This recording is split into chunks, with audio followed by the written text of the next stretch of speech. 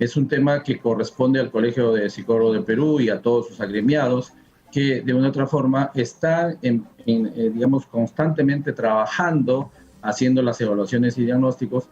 Por tanto, si esto se formaliza, nosotros podemos aceptar y hacer las gestiones correspondientes para que los especialistas en el área, ¿no? Puedan hacer las evaluaciones correspondientes. Vamos a darle paso entonces a nuestro invitado, que ya está conectado. Muy bien, el doctor Miguel Vallejo Flores, decano nacional del Colegio de Psicólogos del país. ¿Cómo está, doctor Miguel? Muy buenas noches, bienvenido. Muchas gracias por la entrevista. Muchas gracias por la invitación a Radio Exitosa, ¿no? Es importante un tema de la coyuntura para poder deslindar y hacer algunas coordinaciones correspondientes sobre el tema que está en tapete, ¿no? Un saludo desde el Colegio de Psicólogos y estamos acá para poder responder algunas preguntas que ustedes puedan hacer. Así es, y la pregunta más importante de cajón, ¿van a aceptar esta invitación del premier Héctor Valer?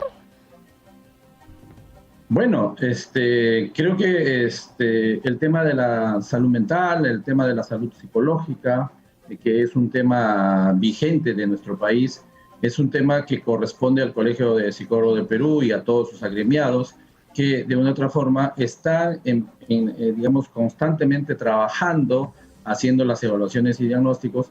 Por tanto, si esto se formaliza, nosotros podemos aceptar y hacer las gestiones correspondientes para que los especialistas en el área, ¿no? Puedan hacer las evaluaciones correspondientes, ¿no? O sea que la respuesta es un sí rotundo, premier, entonces ya aceptaron la invitación, simplemente faltaría pues un documento formal y ya está. Claro, yo creo que es un tema de todo el país, ¿no? Estamos hablando de una cuarta ola que se nos viene. El segundo hombre más poderoso. Problemas psicológicos. Entonces, si el premier lo asume, yo creo que es una actitud positiva porque se está desestigmatizando un tema que siempre ha sido algo que la gente ha rehuido, ¿no? Y llega al tratamiento psicológico cuando el tema ya es de moderado a severo, ¿no? Entonces creo que como práctica es importante cada cierto tiempo hacernos una evaluación completa, un diagnóstico completo psicológico para poder ver si estamos todavía estables emocionalmente, si todavía tenemos ciertos problemas en nuestra personalidad, también podemos hablar desde el problema psicológico, ¿no? Entonces, y de esa manera estamos siendo responsables con nuestra salud integral y parte de ello, de esta salud, sería la salud mental, ¿no? Entonces, creo que si esa práctica lo haríamos todos y más las autoridades, porque son tomadores de decisiones, asumen grandes responsabilidades y sus decisiones son importantes, ¿no? Para el desarrollo del país. Por tanto, creo que corresponde también ya empezar a pensar en una legislación donde se haga evaluaciones, ¿no? Como control, como prevención y hacer un diagnóstico, ¿no? Entonces, en ese sentido, qué bueno que empezando el 2022, ¿no? En una suerte de era de la pospandemia y una era de la virtualidad, podemos empezar ya como país a tomar cartas en el asunto sobre el tema de salud mental que ha sido postergada por muchos años, que ha sido vista más de manera psiquiátrica, ¿no? Cuando hay depresión mayor, cuando hay esquizofrenia, etcétera. Pero el problema de salud mental empieza desde la tristeza que dura, un duelo mal manejado, el tema de la agresión, el tema de la violencia psicológica, ¿no? Que podría debutar en una violencia física y por tanto podría acabar en un feminicidio, ¿no? Así Entonces, es, incluso debería ser ley, ¿no le parece a usted, doctor? Debería ser una ley que el presidente, que el premier, que los ministros, que los padres de la patria pasen por una evaluación psicológica. Ahora, quiero por favor que usted me explique qué tipo de evaluación se le haría al premier Héctor Valer Pinto. Bueno, las evaluaciones que nosotros hacemos para llegar a un diagnóstico, tenemos técnicas e instrumentos, ¿no? Una de las técnicas importantes donde nos hemos entrenado por más de 6 años es la entrevista clínica, ¿no? La entrevista psicológica. Y a eso se suma el uso de instrumentos psicológicos como los test, las escalas, las pruebas que puedan, digamos, reforzar nuestra impresión diagnóstica y arribar a un diagnóstico psicológico y opinar sobre las recomendaciones psicoterapéuticas que podamos dar a los que de alguna manera puedan tener cierto riesgo dentro de su salud mental, ¿no? Sin embargo, ya trascendió información de estas denuncias de violencia familiar y otro tipo de violencias que tuvo en un ámbito laboral. Usted, por ejemplo, al tanto de la noticia, ¿pudo ya evaluar el perfil de nuestro premier?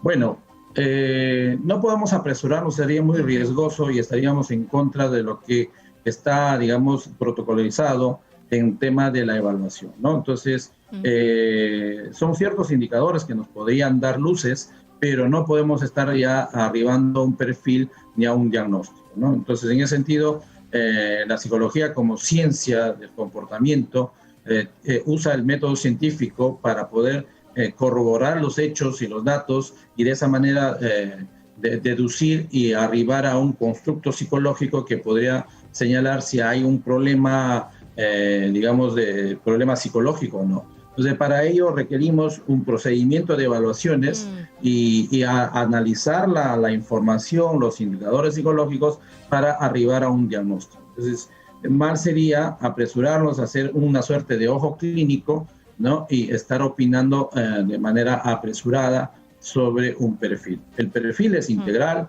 el perfil evalúa personalidad, evalúa el cociente intelectual, evalúa, ¿no?, el área emocional, área neuropsicológica, y de esa manera integramos la información para opinar sobre un diagnóstico.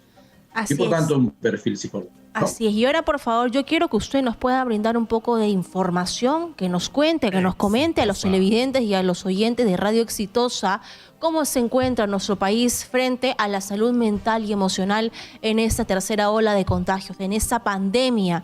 Y también si tiene alguna cifra que ustedes como colegio de psicólogos del país maneja frente a los índices de violencia familiar y violencia contra la mujer, por favor. Bueno, de cara a la pospandemia, estamos viviendo una cuarta ola que es el problema de la salud mental, de la salud psicológica.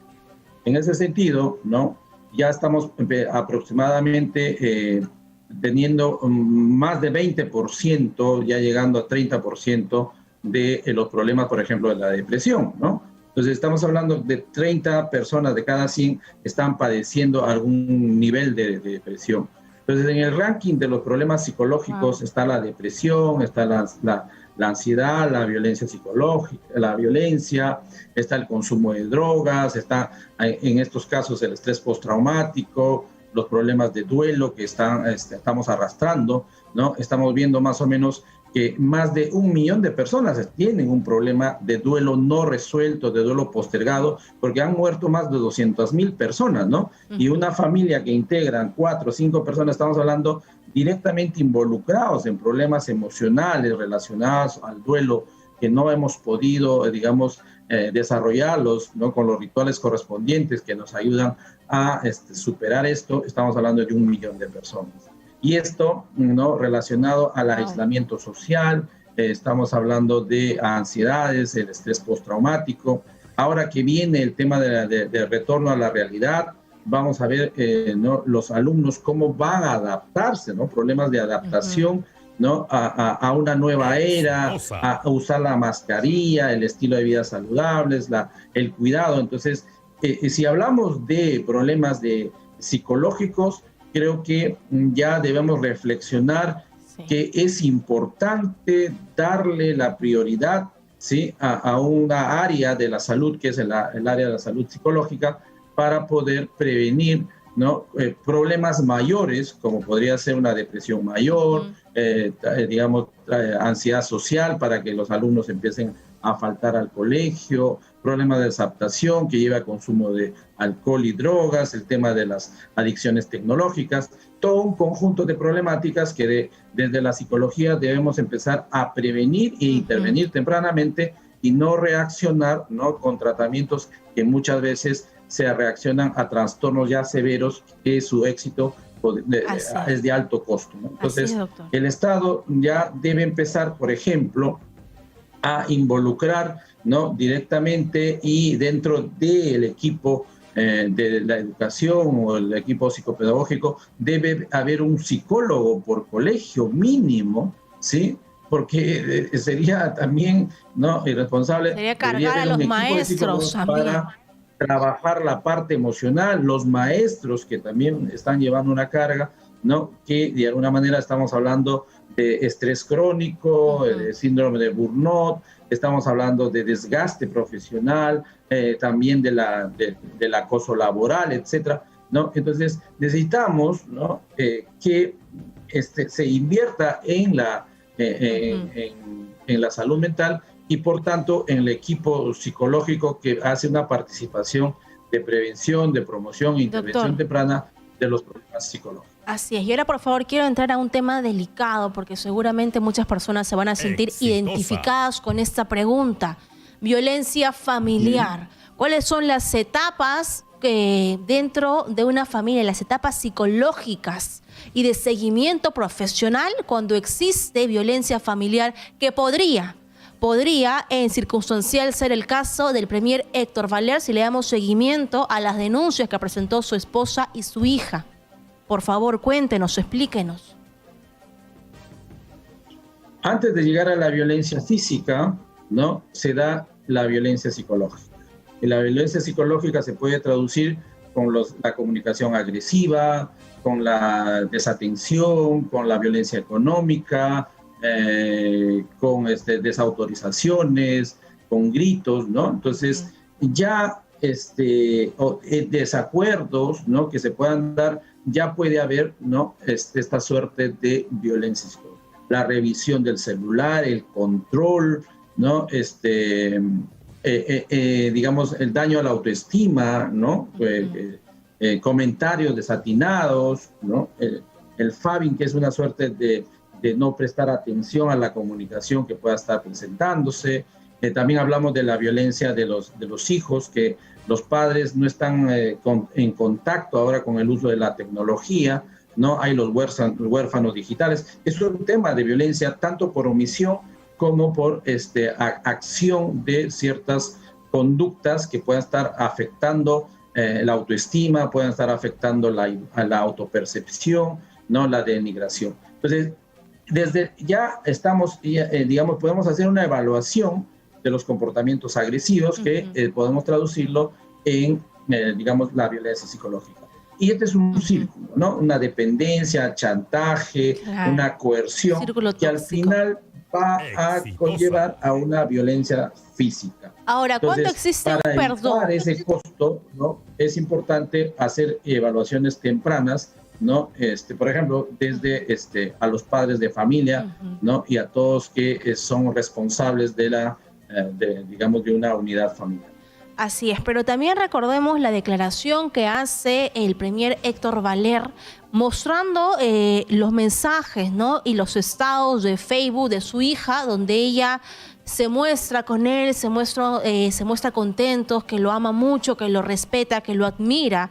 ¿Esto es posible tras un perdón o es que es una relación tóxica porque no sabemos si ambos han estado bajo un control psicológico? No lo sabemos. Según la información que dice el premier, él no afirma ni niega que ambos hayan estado en terapia psicológica. Entonces, su lectura como profesional, como experto, por favor, ¿cuál es frente a esa declaración que nos da hoy día el premier? Bueno, para nosotros son indicadores, ¿no? No podemos tomar decisiones, digamos, ya definidas sobre el tema, ¿sí?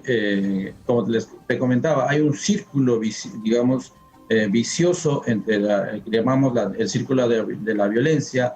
Es una suerte de, digamos, de agresión, perdón, ¿no? Agresión y perdón que hace que la relación, digamos, patológica, esta relación tóxica, como tú lo llamas, puede hacer que perdure en el tiempo, ¿no? Entonces, en ese sentido, se requiere una evaluación, digamos, profunda entre los miembros que están en esta situación de violencia para poder opinar, ¿no?, ya de manera definitiva, ¿no?, haciendo un diagnóstico, ¿no?, a partir del análisis de las evaluaciones de indicadores para poder arribar a este constructo y este diagnóstico psicológico, ¿no? Y opinar sobre el perfil de cada uno de los miembros, ¿no? Podría ser el agresor, puede ser la víctima, puede ser el observador, dependiendo de, ¿no?, los miembros de la familia que están involucrados en la violencia intrafamiliar. Muy bien, muchas gracias. El doctor Miguel Vallejos, decano nacional del Colegio de Psicólogos del país.